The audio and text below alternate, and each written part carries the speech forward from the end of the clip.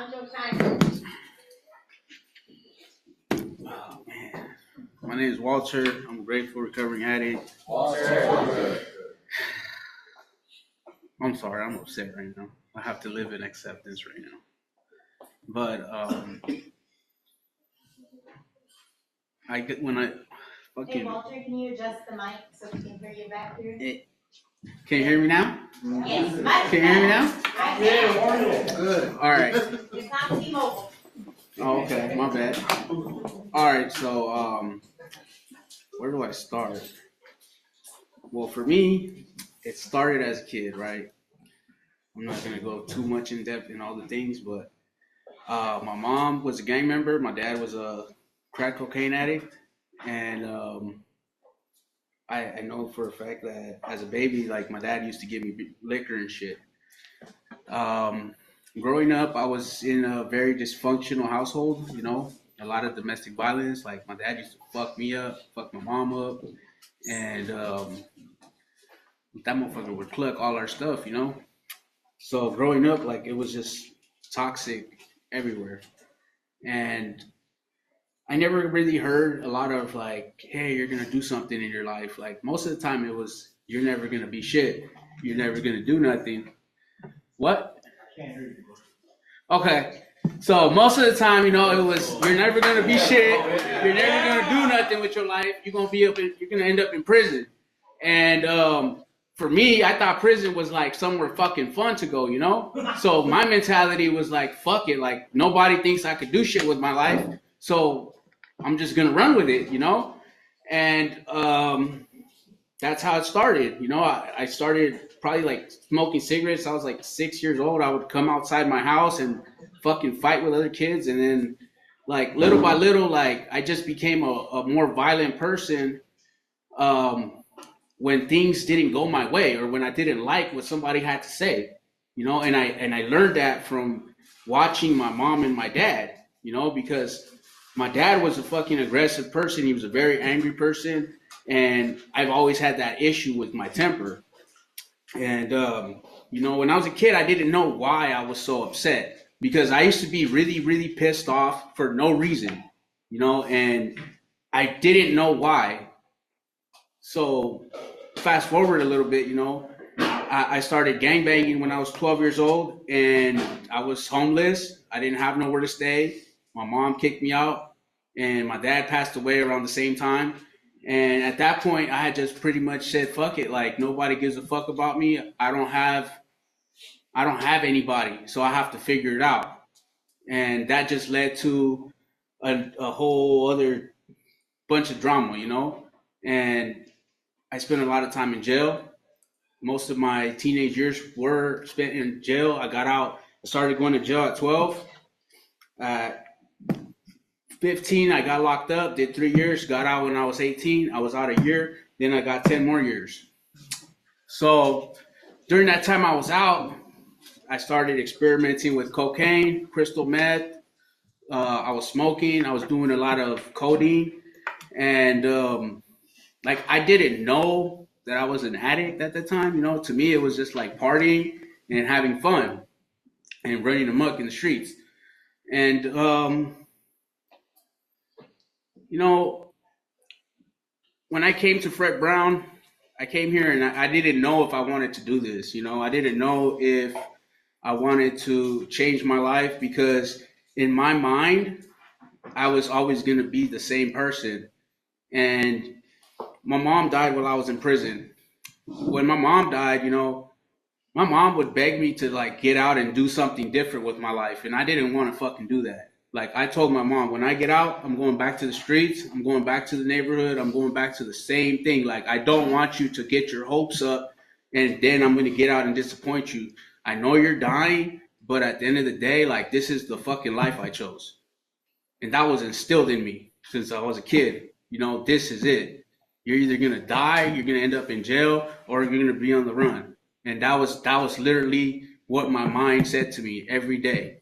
And in prison, I started shooting heroin. And I used to think that I was never going to do that. I used to say, like, I'll never be like those dope fiends on the yard. And little by little, I became one of them. And it started with a weekend thing, doing little calditos, like snorting dope and shit. And before I knew it, I had spent years in prison high. So it really just felt like one long day, And after my mom died, I tried to get clean because I just didn't want to get high no more, And it was a situation that I guess was like dramatic enough for me to want to change, but at the same time, I didn't really have time to grieve being in the situation I was in. So I got out of prison and I stayed out for 3 weeks. In those 3 weeks, I got out. I was taking Suboxone, and in those 3 weeks, I was already like within the first couple days, I used all my Suboxone that they gave me a month's worth, and I used up all the Suboxone.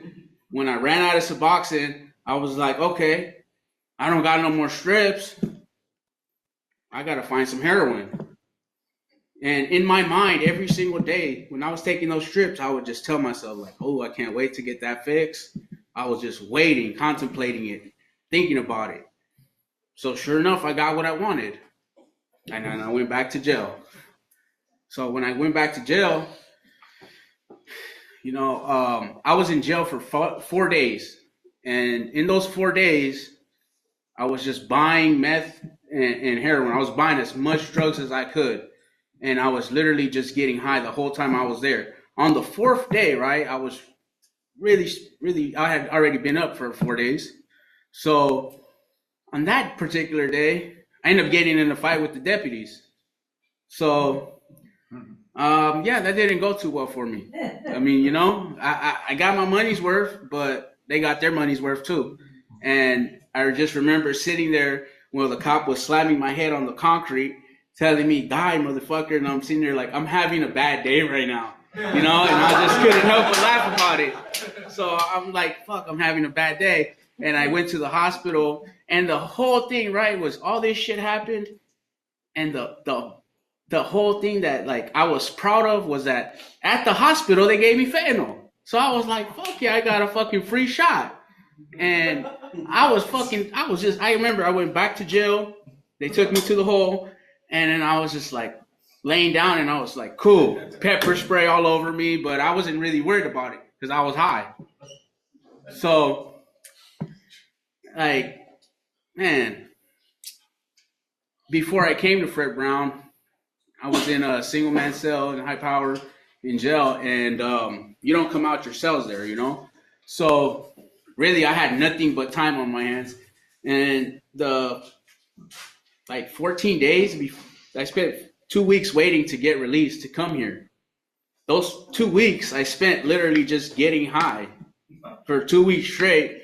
And then when I got here, before I left, probably 2 days before I was about to leave, people were like, nah, we're not giving you no more drugs because you're going to leave and we want drugs for us. And I'm sitting there like, nah, come on, give me some drugs. Mind you, I'm not paying for shit. So they're like fucking mad that I'm using their drugs and they're like not getting anything out of it. So when I got out, I came here and Nancy was there. I didn't have any clothes.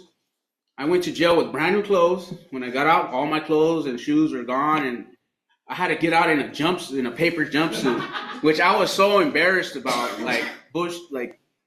I'm sorry, I keep cussing, but I was embarrassed. I was ashamed to be walking out of jail and not have clothes, And when I got here, Nancy was like, hi, and she gave me a cigarette, gave me a hug. And I was sitting there like, who the fuck are these people? What the fuck? You don't even know me. You're giving me cigarettes, you're hugging me. And at first I was just like, I'm going to go to this program. I'm going to check it out. Probably not going to stay because I wanted to go back to the same old thing because that's all I knew. And little by little, I started doing the work, started writing my auto, started talking about things that were happening that I've experienced, sexual trauma, physical traumas. a lot of different things, you know. I had somebody die in my hands when I was 14 years old, and that was a very good friend of mine. And then that led to me going to jail, you know. But all in all, like, I never let myself feel those feelings because I was so used to numbing it with either alcohol, weed, or anything that would just take my mind away from that stuff. Because for so long, I was living to die. Like, I wanted to die. And then when I got here, like, they're sitting here telling me about these spiritual principles and the 12 steps, and we're doing meetings on Zoom because we were having COVID at the time. We didn't have this meeting.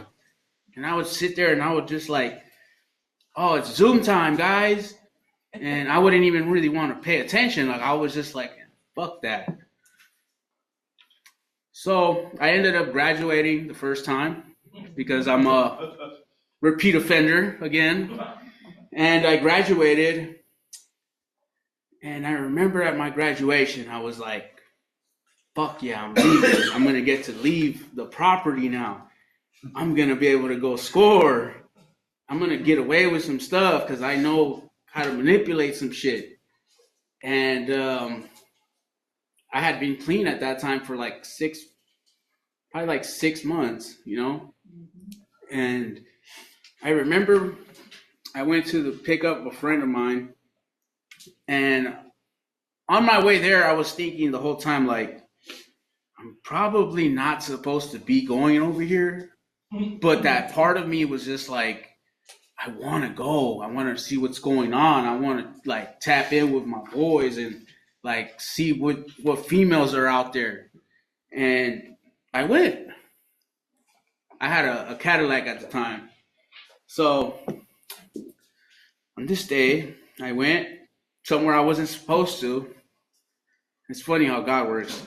So I went somewhere I'm not supposed to go, right? And I go there. I had just bought this car.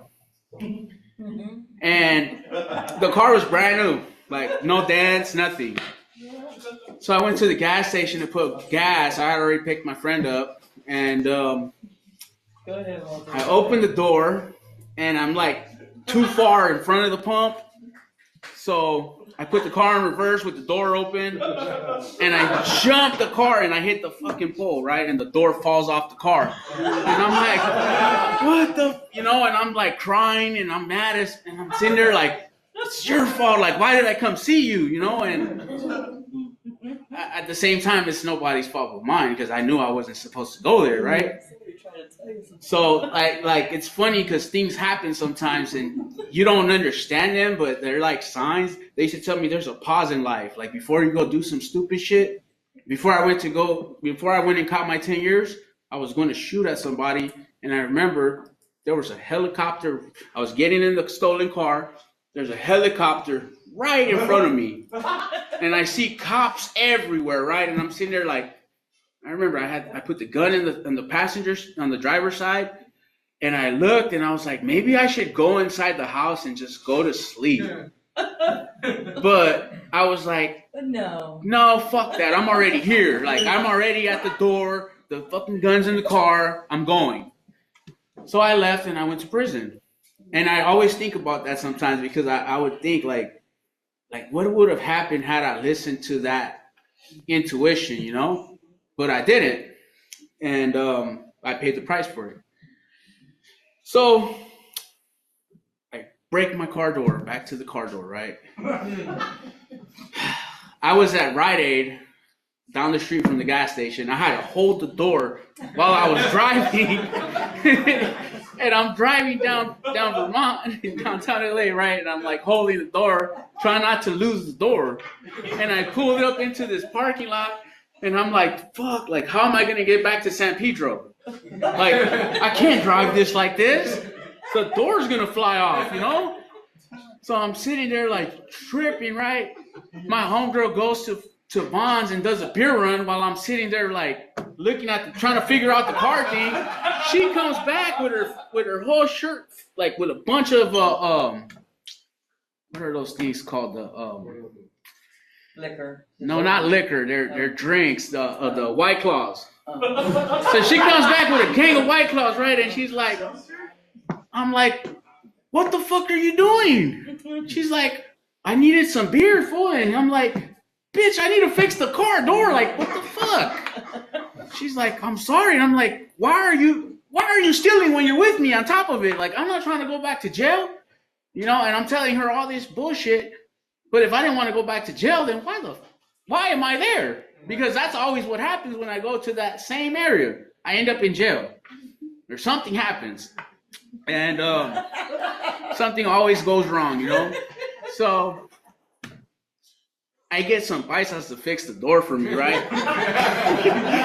There just happened to be this truck with some Mexicans on it. These motherfuckers are crafty, I tell you.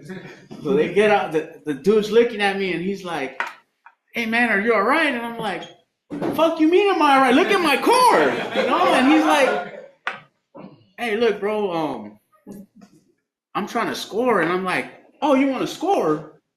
Well, what's up? I'll just make a phone call, fix my car for me, and we're good.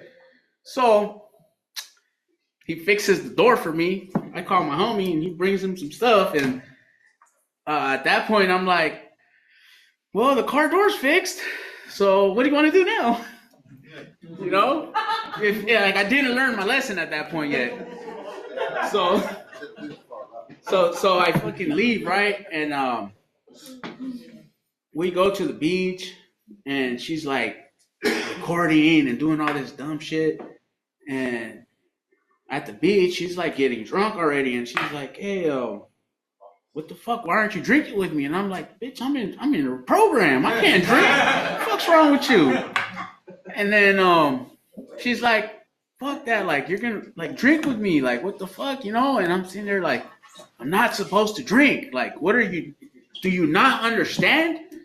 And I end up drinking with her. I got fucked up, right? So I got so drunk, and I still had to get home for curfew. You know, I still had to come home for curfew, right? So I was really, really drunk.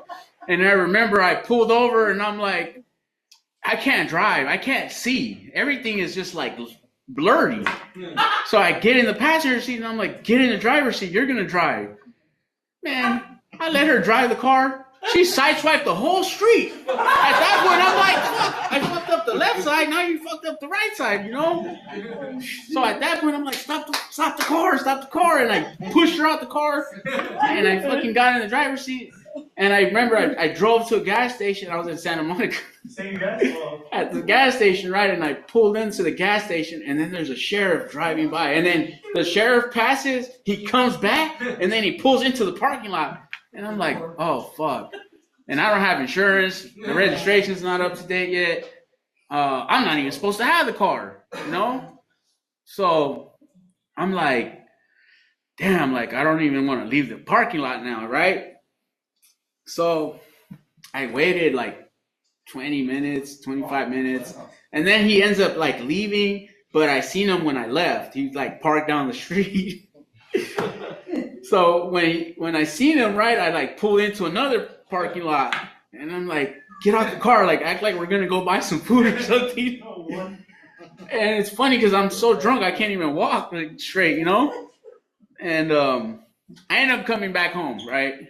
Somehow, some way, I don't know how, I dropped her off. I don't really like drinking and driving because I've seen a lot. I've been in cars that have flipped over. I had a couple friends that have died from that, actually.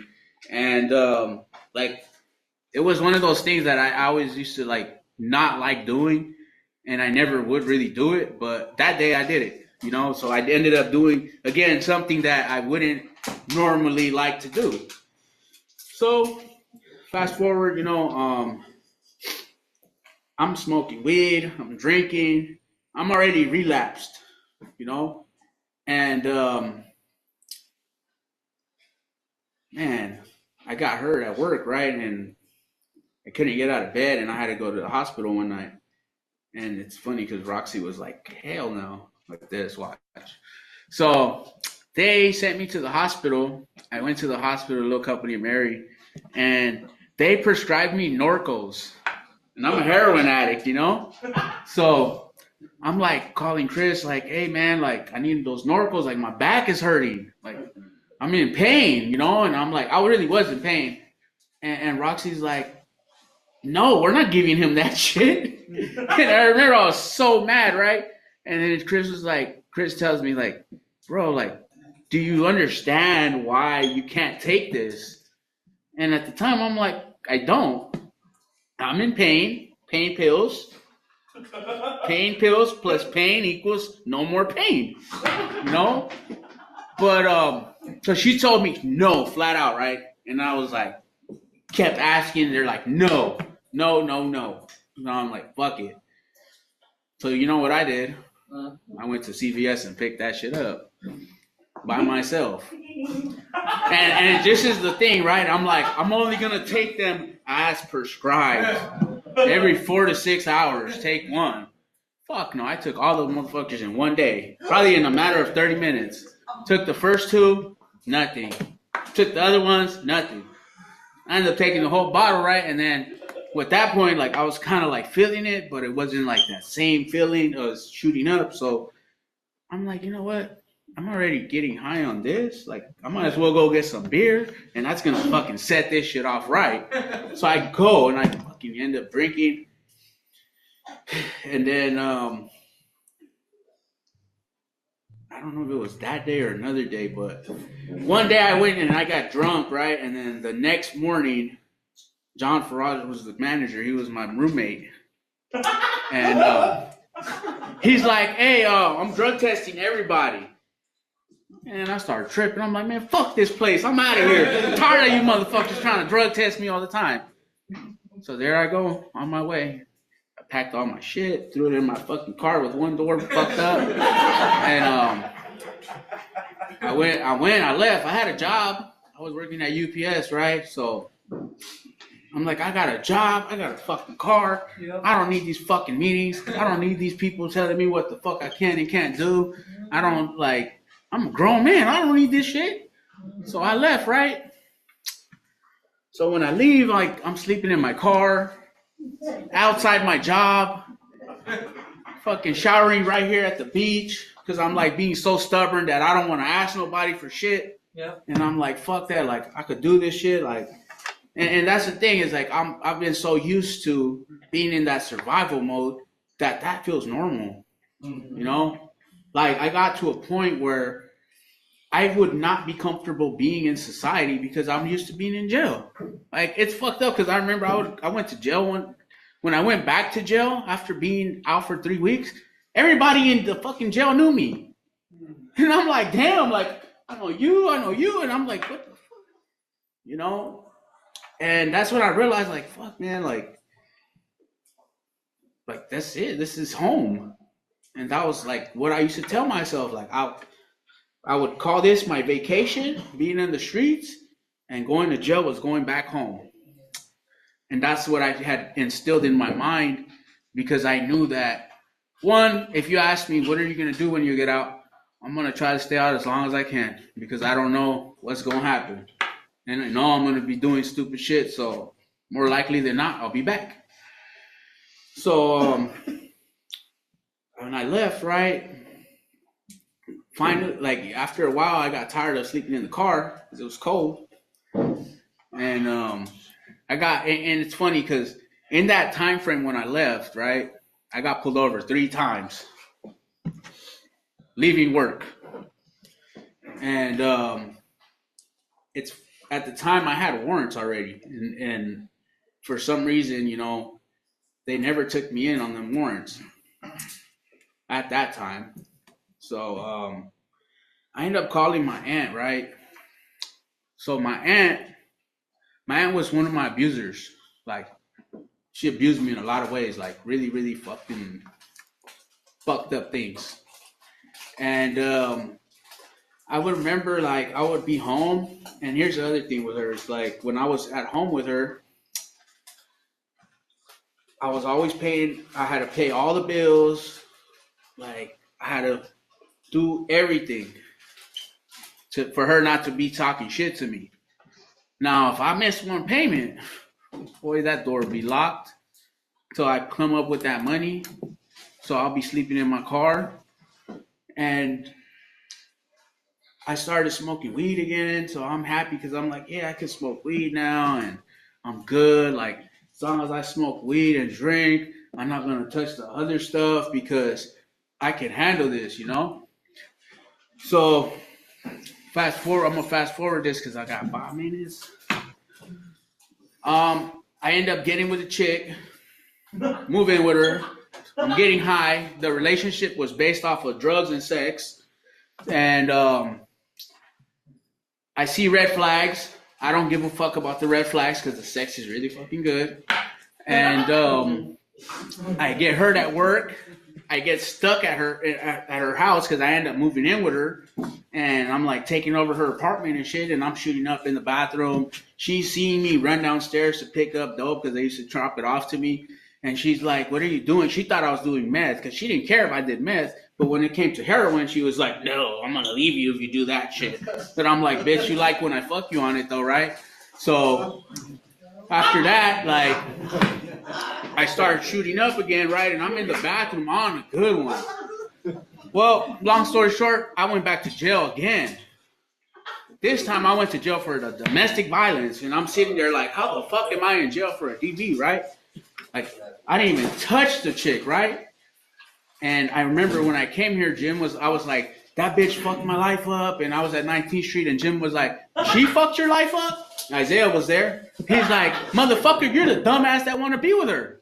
And I was like, fuck you. But he's right? And I remember I was sitting in my fucking room and I was like, fuck that motherfucker, Jim. He's fucking right though. Fucking asshole. And I'm sitting there, right, and I'm stressed out because I got ad charge for that thing with the cops in jail when I went back. And then now I'm fighting this case with her. She's not really going to court, but I'm still sitting here like stressed out about it. I had another joint suspension for like 5 years. And I'm like, fuck, man, like I'm going to go back to prison. Like, that's it. And I remember, so after I went to jail, they let me out. And I was back in the neighborhood selling dope, doing all kinds of dumb shit again. I ended up getting shot at. And then that same day I got shot at, I went to jail again for having a knife on me. And I remember I went to jail and I was in jail and I started like, I was just tired, bro. I was tired. I was miserable. I was depressed. Even my aunt would see me at the house before all this shit, before I went back to jail for the knife, because I was literally just isolated in my room, shooting up every day, trying to kill myself.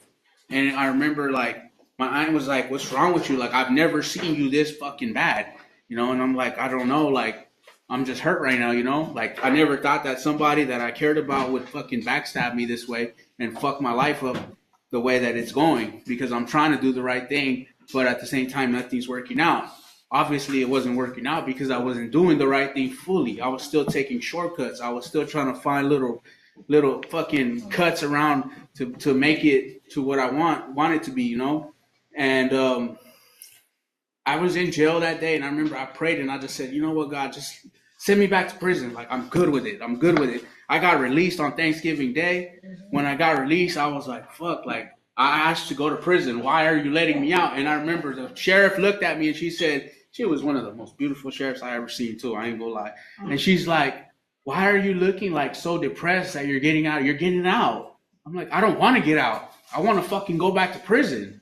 Fuck going home. There's nothing out there for me. I'm just going to go catch another case. So when I get out, now I'm a couple days clean. I'm still smoking weed, but I started calling Fred Brown again. This is the third time now. Because the second time I came and I left. And I left because I had an ounce of heroin on me and I didn't want to stay here. Not only that, but I've always had something. This place has a special place in my heart for it, because this place has shown me how to love myself, right? And even when I wasn't loving myself, I still knew that this was a safe haven for me. This was somewhere that if I really need to and when I'm ready, they're going to help me. Like, I know that I'm not ready yet. But at that point, when I got out, I started like really thinking about stuff.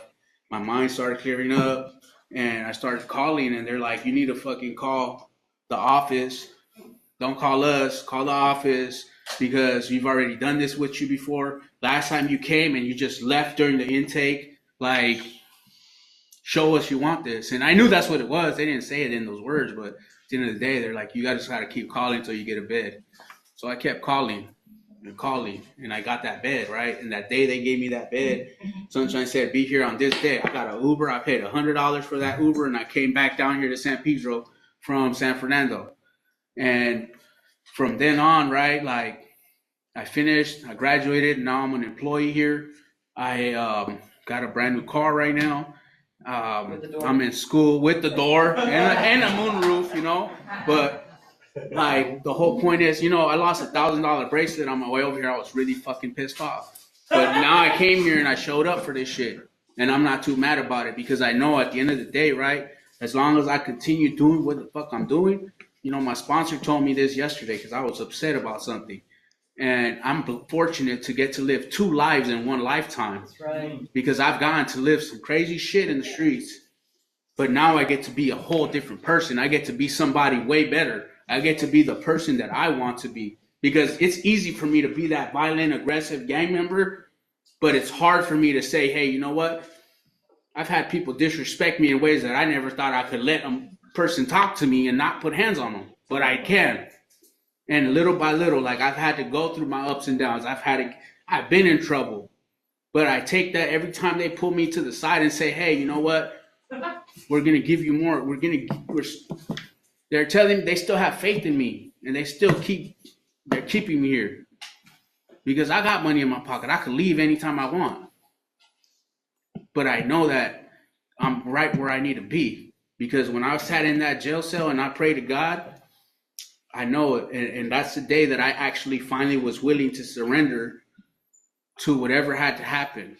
And I came here, and I haven't looked back since because I don't call the homies no more. I don't call my homegirls no more because they always get me in trouble too. And, you know, I had to really, like, take a look at who I am. Who is Walter? Not the person that I used to be. Who is Walter? Who does Walter want to be? You know, I'm in college. I'm on my 3rd semester. I'm knocking this shit out. And, you know what I mean? Like, for real. Because when I was in the streets, it was all in. So why the fuck am I not going to go all in on this?